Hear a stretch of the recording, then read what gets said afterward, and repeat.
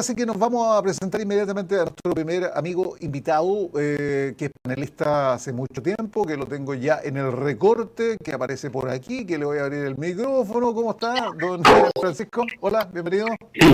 Hola, perdón. Hola, Jorge, ¿cómo estás? Afinando, un, dos, tres, probando, ¿todo Sí, bien? afinando, Ya, sí, todo bien, todo bien. qué bueno. La familia, la niñita, la Leo, ¿está todo bien? Sí, la leo súper bien, no se ha enfermado, así que Qué bueno. eso es lo que nos tenía más preocupado, pero en el fondo ahora toda la situación esperemos que siga mejorando porque vemos que los virus respiratorios vienen en caída. Eso te iba a preguntar.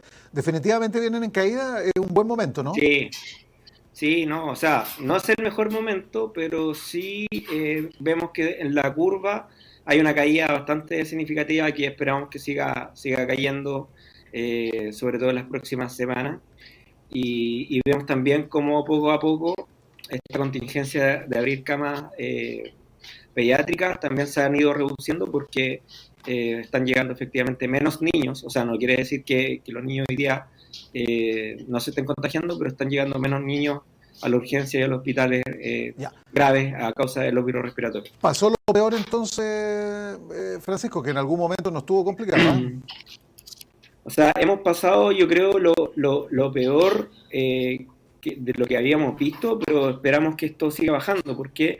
Porque el tema de los virus respiratorios, en general, uno siempre tiene que ser cauto porque pueden existir rebrotes, ¿ya? De momento no ha existido rebrote y la evolución es que esperamos que siga bajando, sobre todo en las próximas semanas.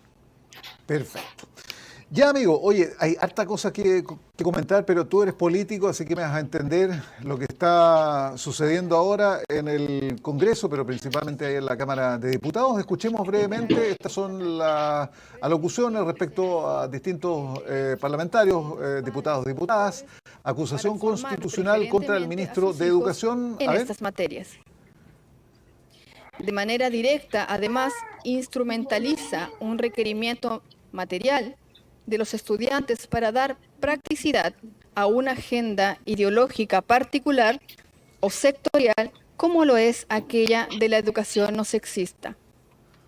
Esto se ve agravado con la circunstancia de que el Ministerio de Educación se aprovecha de la situación de vulnerabilidad de los estudiantes para imponer con infracción de ley la propagación de una cosmovisión particular de la sexualidad que no es compartida por la totalidad de los estudiantes y sus apoderados.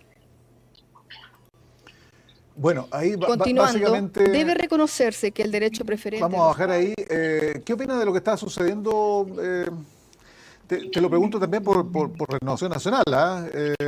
Por algunas Mm. declaraciones, la doctora Cordero. A ver, lo que tú quieras, digamos, referirte.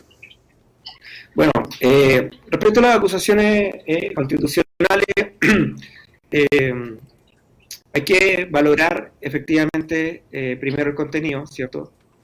Pero por otra parte, para que se hagan reales, quien las propone tiene que tener los votos. Yo creo que lo que estamos viendo en el Congreso ahora en estos momentos, no veo que haya los votos suficientes para que esa acusación constitucional se haga efectiva, ¿ya?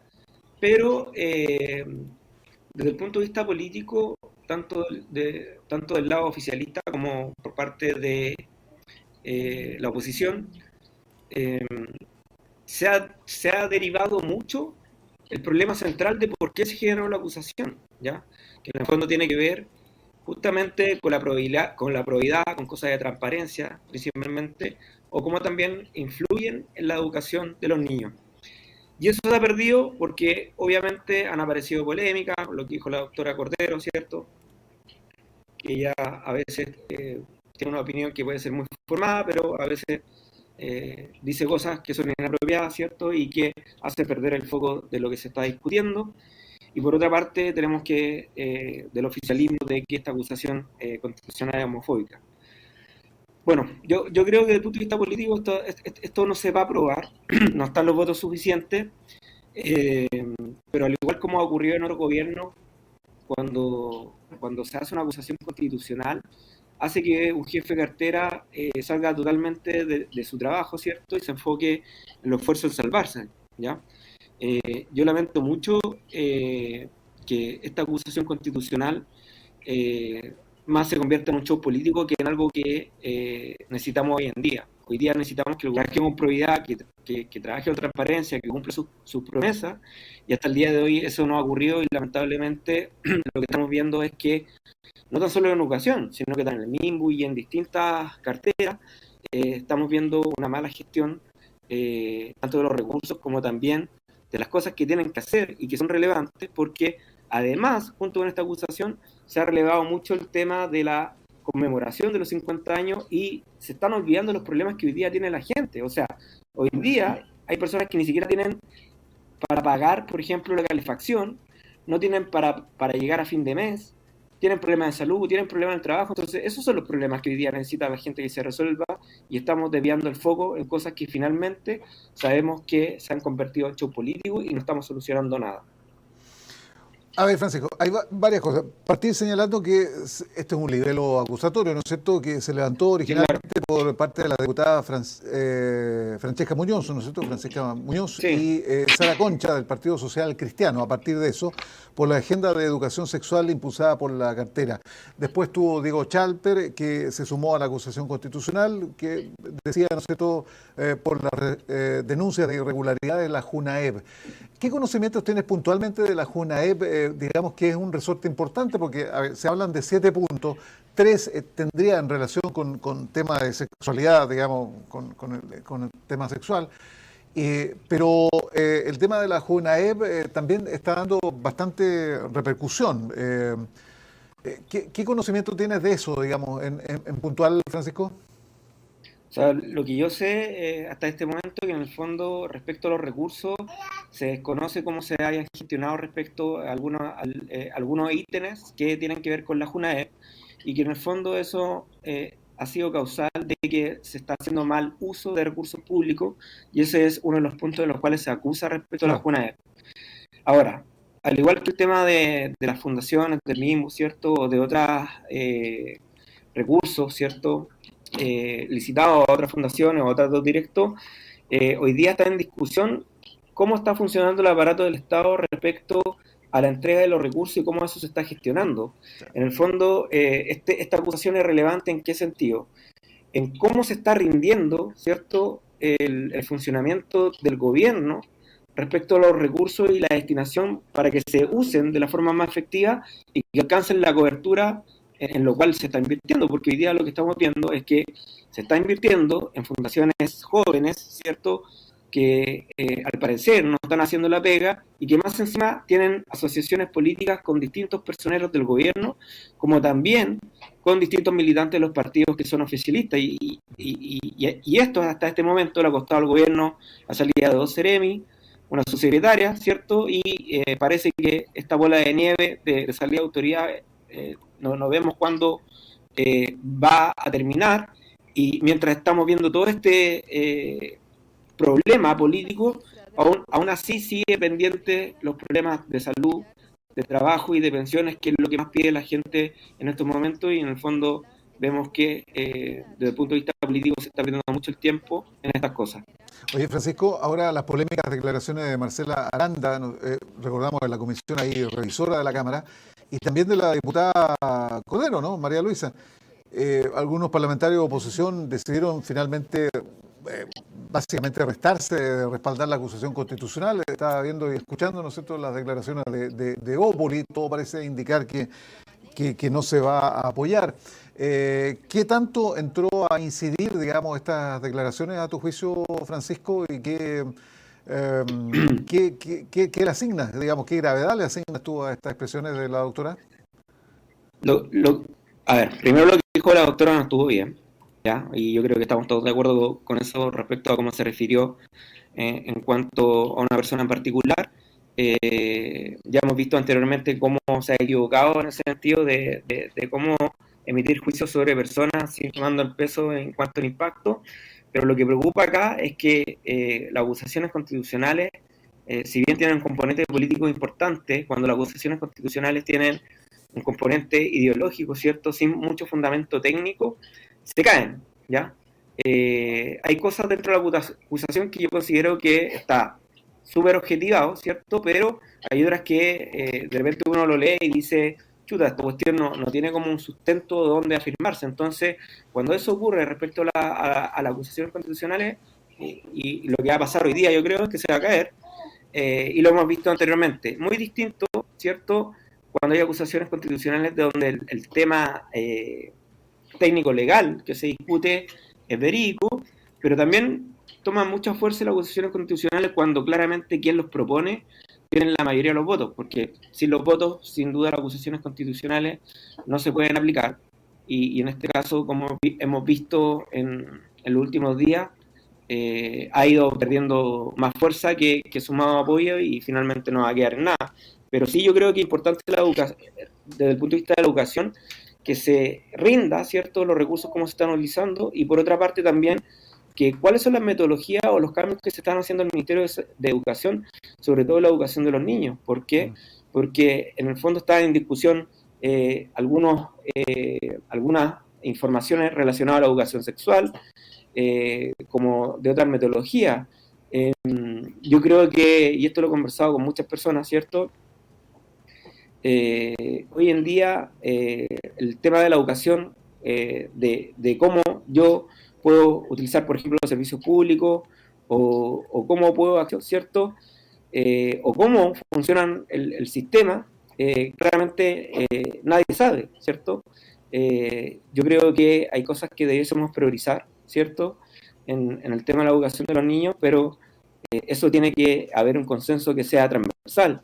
De hecho, se ha planteado en otro gobierno, Jorge, que tanto salud como educación tengan equipos que sean transversales y que no dependa del gobierno de turno de las grandes decisiones que se están haciendo respecto a estas políticas públicas. Sí. Oye, Francisco, con el tema de la homofobia de la diputada Cordero, María Luisa, ¿no es cierto?, de la doctora, quiero que escuchemos también que hay unas declaraciones que han salido, digamos, que han difundido y que, a ver, yo doy cuenta, digamos, que corresponde a la agencia 1, y que dice lo siguiente, en el ánimo de defensa por parte de la diputada, porque hemos escuchado distintas declaraciones impugnándole, digamos, y sobre todo de una ciudadanía que el tema lo tiene sobrepasado, digamos, que aquí no es un tema netamente de la sexualidad, que aquí va mucho más allá. Y aquí el punto político que se ha intentado hacer es eso precisamente. Entonces, quiero que escuchemos las declaraciones de la diputada. Vamos a poner ahí en pantalla para que escuchemos lo que señala. A ver.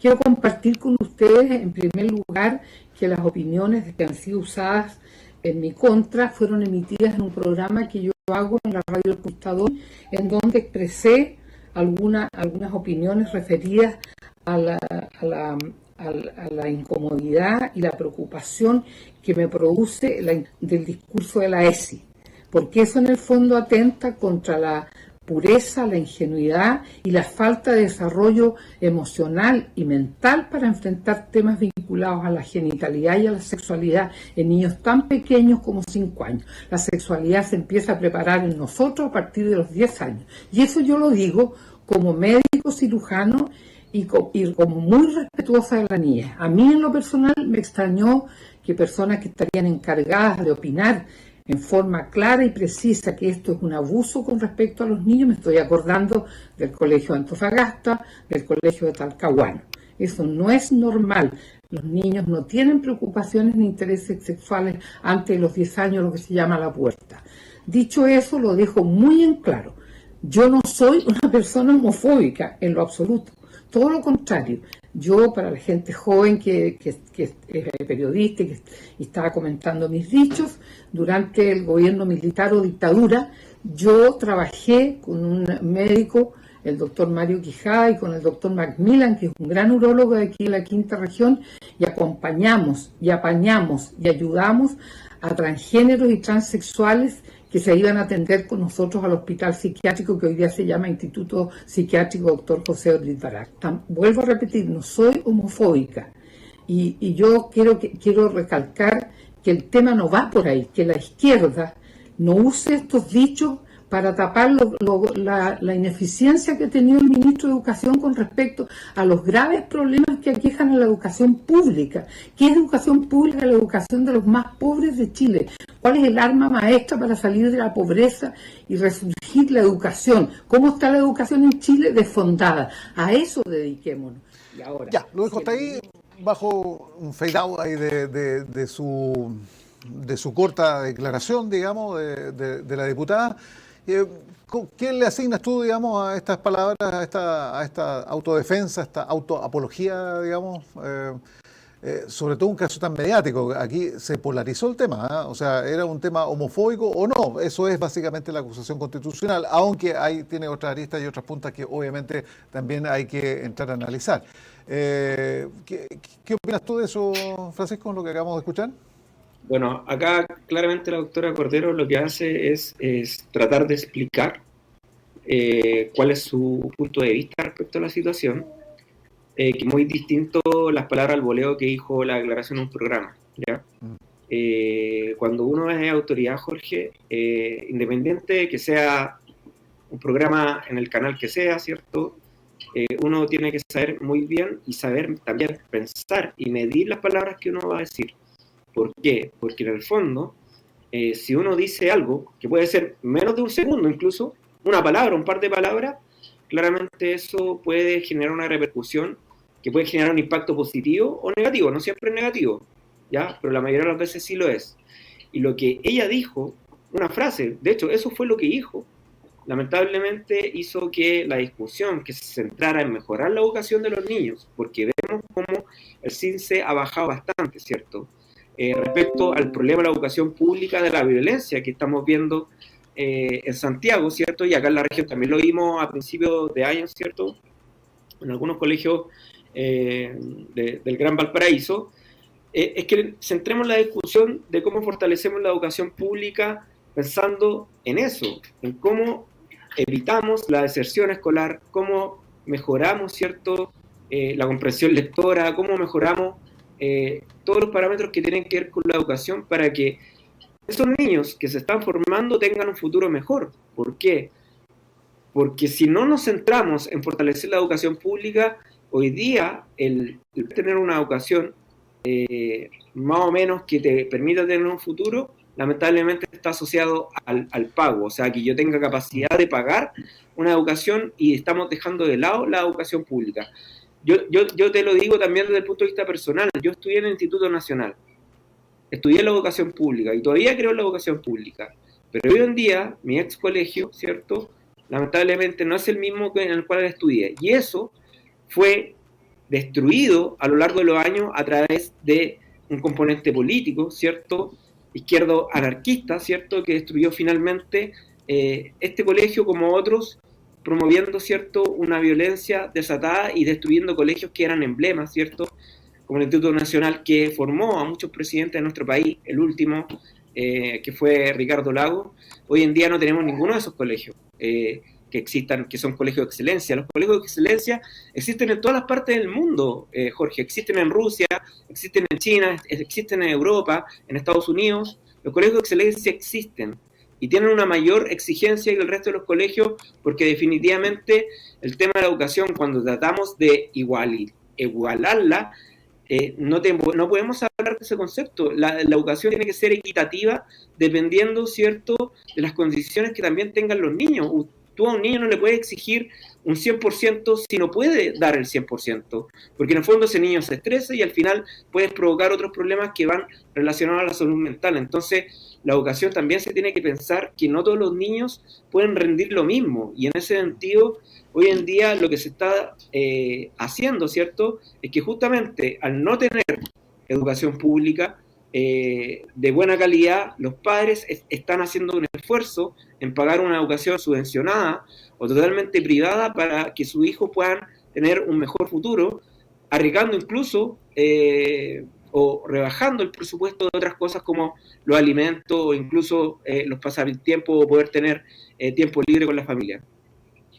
Oye, bueno, es un tema que obviamente es muy debatible, es muy conversable, pero hay realidades, hay números, hay cifras que obviamente han mostrado el deterioro en términos educacionales, pandemia, post-estallido social, lo que quieran considerar, digamos, pero es un hecho irreversible que hay que tratar de, digamos, acotar, de tratar de enmendar para beneficio de todos. Estamos hablando de jóvenes, ¿no es cierto?, que están atentos a un desarrollo personal y profesional posteriormente, digamos, a futuro, y que obviamente se ven, digamos, severamente afectados. Así que vamos a ver qué es lo que va a pasar con esta acusación constitucional. Sigue el desarrollo de esta misma. Todavía la diputada está en plena locución. Vuelvo a la exposición. Esto tiene para largo, amigo mío. Todo parece indicar.